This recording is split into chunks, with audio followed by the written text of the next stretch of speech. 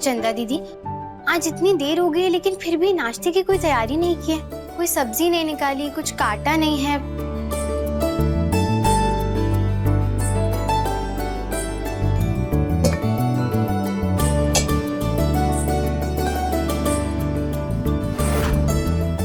ये लाइटर कहाँ रख दिया है?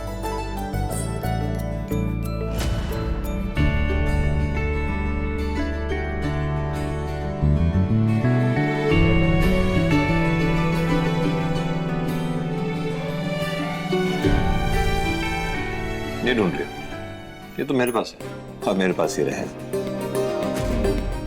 क्या है ना, तुम इतनी मेहनत करती हो तो मैंने सोचा आज तुम्हें आराम दे देना चाहिए। खाना मैंने बाहर से मंगाया। क्यों? लेकिन उसकी क्या जरूरत थी? क्यों जरूरत नहीं है?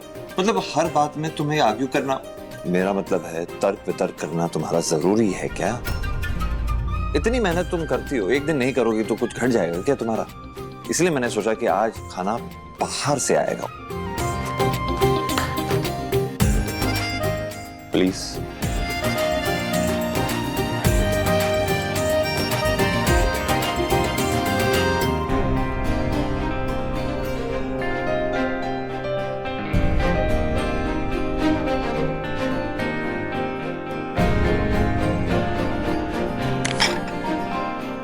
बड़े भैया ने आज नाश्ता बाहर से मंगवाया है।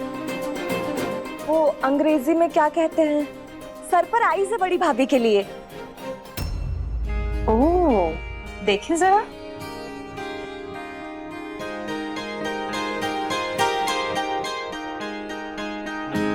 गुड मॉर्निंग बड़े भैया। Good morning. माधव, सिर्फ अपनी पत्नी के लिए ही सब कुछ मंगाया है या हमारे बारे में भी कुछ सोचा है? भगवान झूठ न बुलवाए, हम ये प्याज लहसुन वाला खाना नहीं खाएंगे।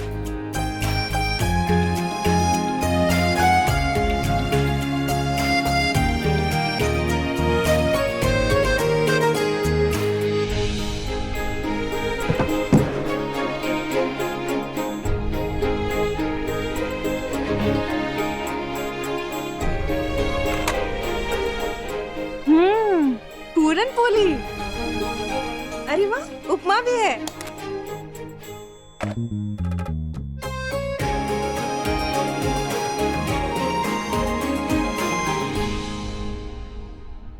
ये महाराष्ट्र की सबसे फेमस और सबसे बेहतरीन डिशेस हैं, जो आराधना की सबसे फेवरेट है।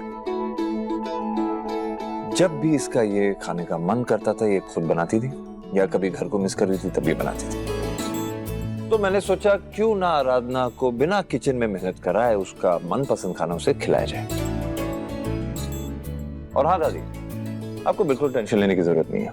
आपका बिना लहसुन और प्याज का खाना खास मैंने पैक करवाया है, ठीक है ना?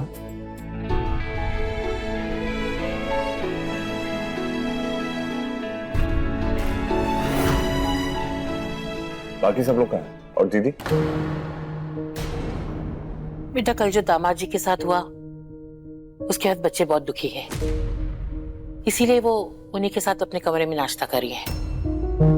ठीक है, मैं बात करता हूँ। नहीं नहीं बेटा, मेरे ख्याल से हमें उन्हें कुछ समय देना चाहिए इस बात को अपनाने के लिए। बैठो बेटा। खैर, ये सब बातें बाद में करते हैं, हम अब नाश्ता करना चाहते हैं। देखे तो सही आराधना के शहर का क्या खास खाना है, हम भी तो चखें।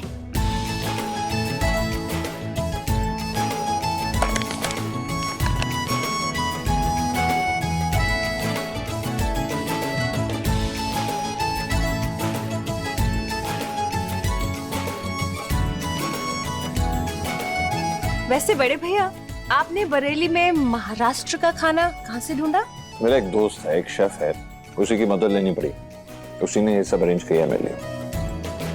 नाश्ता तो बहुत बढ़िया है, खाकर मजा आ गया। बड़े भैया, वैसे मैंने आपको कभी पहले किसी के लिए इतने पापड़ बेलते हुए नहीं देखा। किसकी मोहब्बत में कर रहे हैं सब?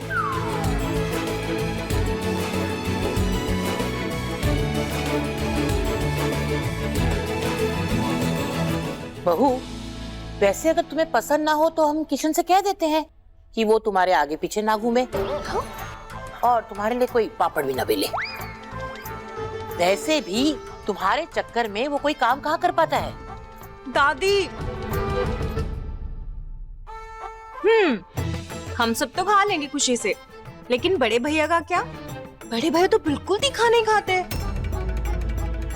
खा सकता हूँ, मीठी चटनी जो है ना। नहीं, ये बहुत तीखा है, नहीं खा पाएंगे आप।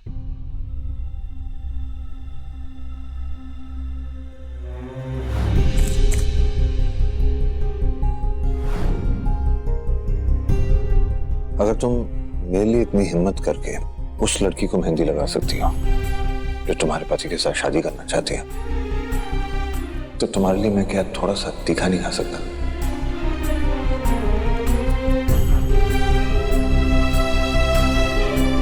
वैसे भी मुझे लगता है जो तुम्हें पसंद है उसकी मुझे आदत करनी पड़ेगी। जब रास्ता एक होगा तभी तो हम दोनों एक मंजिल पे पहुंचेंगे।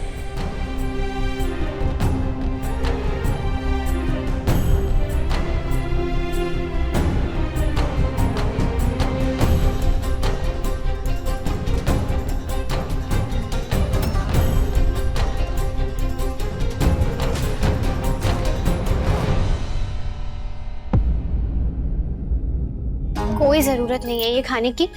रात का हलवा रखा हुआ है, मैं वो गरम करके लाती हूँ, आप वो खा लीजिएगा। अरे मैं ठीक हूँ। बड़े भैया आप घर में सबको चुप करा देते हैं, ये कहकर कह दिया, बस कह दिया। मेरा मतलब है एक सिंपल सा शब्द सॉरी नहीं कहा जा रहा आपसे। इसे कैसे मनाएंगे आप आराधना को, बोलिए। ऐसा कुछ नहीं है। कहाँ गई थी तुम? बीच नाश्ते में उठकर जाने की क्या जरूरत थी? इतनी मेहनत करके तुम्हारा पसंदीदा खाना लेकर आया हूँ, कोई इंटरेस्ट नहीं है। और तुम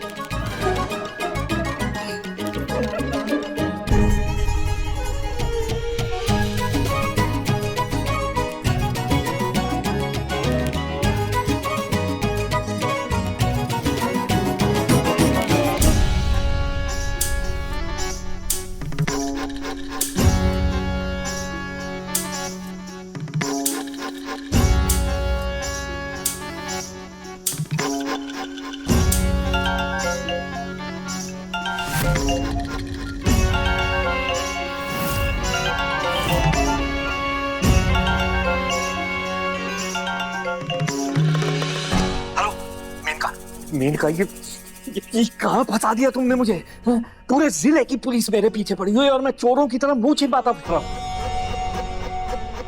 और तुम आज सुकून से अपने घर में बैठकर आराम फरमा रही हो ना? जब से हमारा रिश्ता तुम्हारे साथ जुड़ा है, सुकून शब्द हमारी जिंदगी से गायब हो चुका है प्रशांत। तुम्हारी मुसीबतों की वजह हम नहीं है, खुद तुम्हारी करतूतें हैं। खुद को बहुत होशियार समझते हो ना तुम, लेकिन वो लड़की देविका तुमसे आगे निकल गई।